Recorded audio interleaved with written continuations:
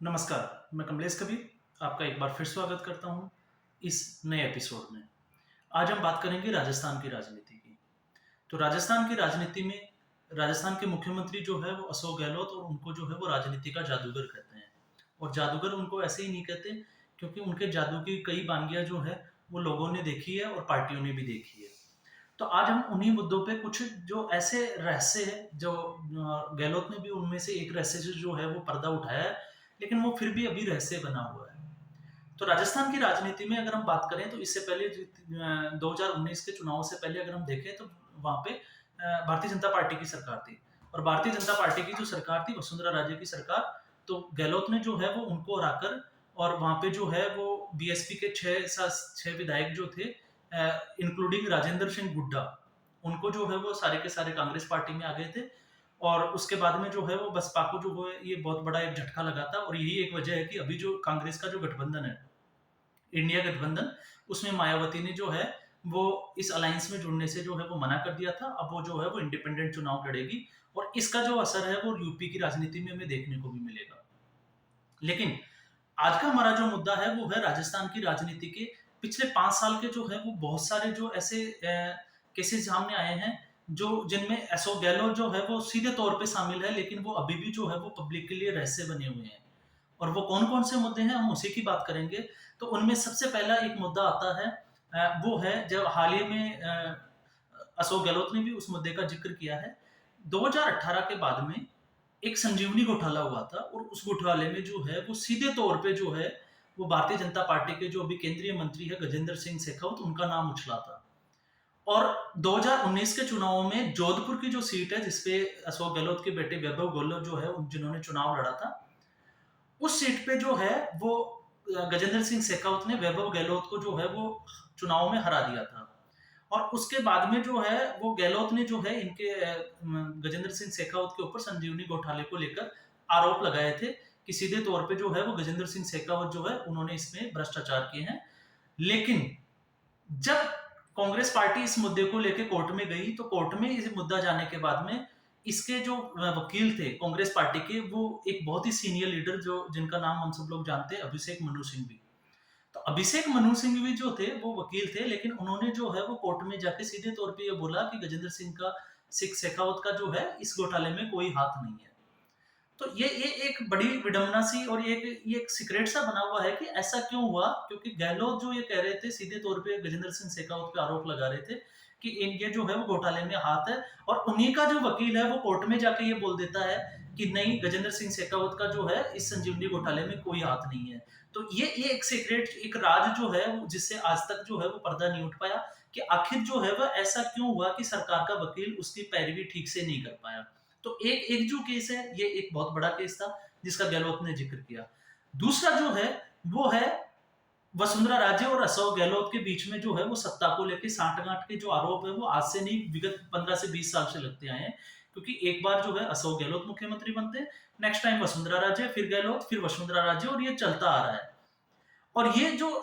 मुद्दा जो है ये किसी और ने नहीं उठाया, अशोक गहलोत की ही पार्टी के बहुत बड़े लीडर सचिन पायलट, जिनको सारी दुनिया जानती है, और सचिन पायलट की अगुवाई में ही जो है वो कांग्रेस पार्टी ने 2019 के चुनाव जीते थे, ये भी हमें नहीं भूलना चाहिए। लेकिन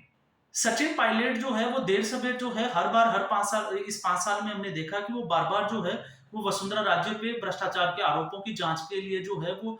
कई बार जो है वो रैलियों में और अपने भाषणों में जो है इस वक्तव्य को दोहरा चुके हैं कि उनके खिलाफ जो है वो जाँच होनी चाहिए। और उनके खिलाफ जाँच को लेके ही जो है वो आपने देखा होगा कि पिछले 2 से 3 महीने पहले एक जो है वो धरना दिया था, अनशन पे बैठे थे 1 दिन के लिए सचिन पायलट, और उन्होंने जो है एक रैली भी निकाली थी, एक यात्रा भी निकाली थी कि वसुंधरा राजे के खिलाफ जो है वो जाँच होनी चाहिए।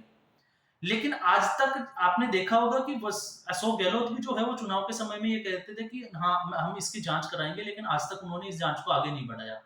और अभी भी अगर इस बात को देखें कि सचिन पायलट ने जो धरना दिया था, जो यात्रा निकाली थी, उस बात को लगभग 3 महीने हो गए और 3 महीने में भी पहले भी जो है वो अशोक गहलोत ने आश्वासन दिया था कि हाँ, इसके ऊपर हम एक जाँच कमेटी बिठाएँगे, वसुंधरा राजे के खिलाफ वो जाँच करेगी। लेकिन अभी तक वो जाँच कमेटी जो है वो नहीं बैठी, तो ये भी एक बहुत बड़ा सवालिया निशान लगता है। और ये एक सीक्रेट जो रहस्य था, अब आचार संहिता आने वाली है, तो इससे भी कोई जो है मुझे नहीं लगता कि 5 साल का जो टेन्योर जो पूरा कंप्लीट कांग्रेस पार्टी करने जा रही है, लेकिन इससे भी आज तक राज नहीं उठ पाया कि ऐसा क्यों हो रहा है। अब हम आगे बढ़ते हैं इसके बाद में। इसके बाद में एक चीज़ हमें और देखते हैं कि जब 2019 के जब चुनाव हुए थे विधानसभा के, तो उसमें सचिन पायलट जो है वो एक युवा नेता थे और ये पार्टी का बहुत बड़ा चेहरा थे। और इसी वजह से जो है वो इनकी सीटें निकल के आई थी। लेकिन उसके बाद में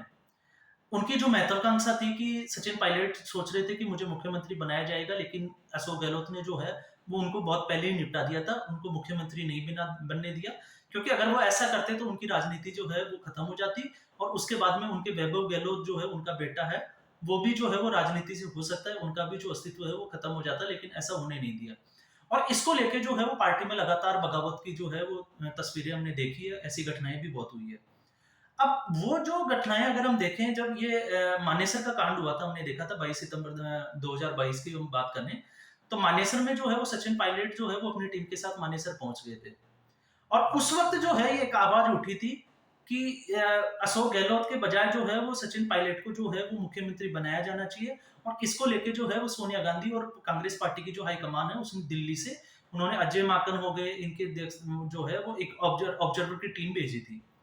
और उस टीम में हमने देखा था कि वो ऑब्जर्वर की जो टीम थी, तो सारे जो विधायक थे, उनको जो है वो गहलोत के घर पे जो है, गहलोत निवास पे इकट्ठा होना था। और अगर ऐसा होता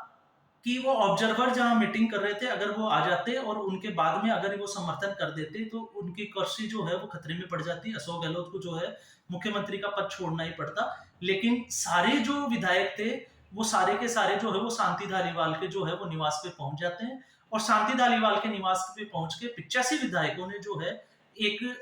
जिसको कहते हैं कि एक पत्र पे सिग्नेचर किए, साइन किया, हस्ताक्षरित, और वो जो है वो विधानसभा में स्पीकर के पास में जो है वो इस्तीफे के लिए भेज दिए। इससे जो है वो ऑब्जर्वर जो थे वो नाराज हो गए थे और उन्होंने जो है अनुशासन जो है कमेटी को एक रिपोर्ट दी थी कि इनके शांति धारीवाल और इंक्लूडिंग महेश जोशी के साथ में दो और बड़े नेता जो मंत्री थे, चारों उनका नाम लेके उन्होंने जो है वो कार्रवाई की बात की थी कि इनके ऊपर जो है वो अनुशासनात्मक जो है वो कार्रवाई होनी चाहिए। लेकिन अभी 11 महीने हो गए, उनके ऊपर क्या कार्रवाई हुई ये भी एक सीक्रेट बना हुआ है कि ऐसा क्यों हुआ कि जो मुख्यमंत्री निवास पे जाने वाले थे गहलोत के निवास पे, वो गहलोत के निवास पे न जाके शांति धालीवाल के निवास पे जाते हैं। और जो है वो गहलोत के जो फेवर में जो है वो 85 जो एमएलए थे वो हस्ताक्षरित एक स्पीकर को जो है वो पत्र देते हैं और उससे जो है वो गहलोत की कुर्सी बच जाती है। तो ये एक खेल जो है वो अभी तक रहस्य बना हुआ है कि ऐसा क्यों हुआ। और एक और मजेदार इससे भी एक और चीज जो है वो एड ऑन करना चाहूंगा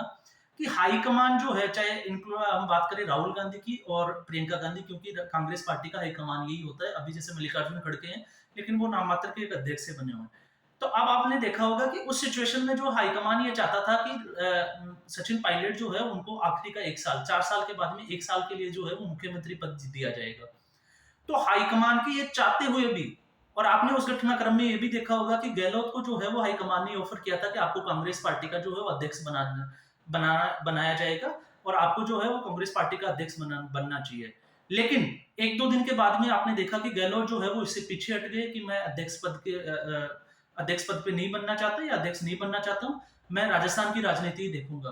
तो हाईकमान के चाहते हुए भी आप ये देखिए कि गहलोत जो है वो हाईकमान के खिलाफ चले जाते हैं, अध्यक्ष पद के लिए राजी नहीं होते और मुख्यमंत्री बने रहते हैं। और जो 1 साल का जो वादा किया गया था सचिन पायलट को, वो भी पूरा नहीं हुआ। तो आप एक चीज यहाँ पे समझने की हमें कोशिश करनी होगी कि हाईकमान के चाहते हुए भी गहलोत जो है उस बाजी को पलट गए। तो ये भी एक गहरा राज है कि वो ऐसा कैसे कर पाए, क्योंकि आज तक जो है ये चीजें सामने नहीं आई और ये अभी भी सीक्रेट बनी हुई है। और वापस से जो है वो विधानसभा के चुनाव आ गए और विधानसभा चुनाव में आप देखिएगा कि सचिन पायलट को जो है वो अभी कांग्रेस वर्किंग कमेटी का सदस्य बनाया गया है और उनके उसमें मेंबरशिप में जो है वो कांग्रेस पार्टी चुनाव लड़ने जा रही है। लेकिन अब उनकी महत्वाकांक्षा कैसे होती है, क्योंकि ये दो खेमे हैं, एक जो है वो गहलोत का गुट है और दूसरा जो है वो सचिन पायलट का गुट है। तो सचिन पायलट जो है उनकी अपनी एक महत्वाकांक्षा है, युवा लीडर है और होनी भी चाहिए, क्योंकि उन्होंने कांग्रेस के लिए बहुत जो है वो त्याग, समर्पण, योगदान बहुत कुछ दिया है। और वे अशोक गहलोत की अगर हम बात करें तो अशोक गहलोत भी राजनीति के जादूगर के नाम से जाने जाते हैं,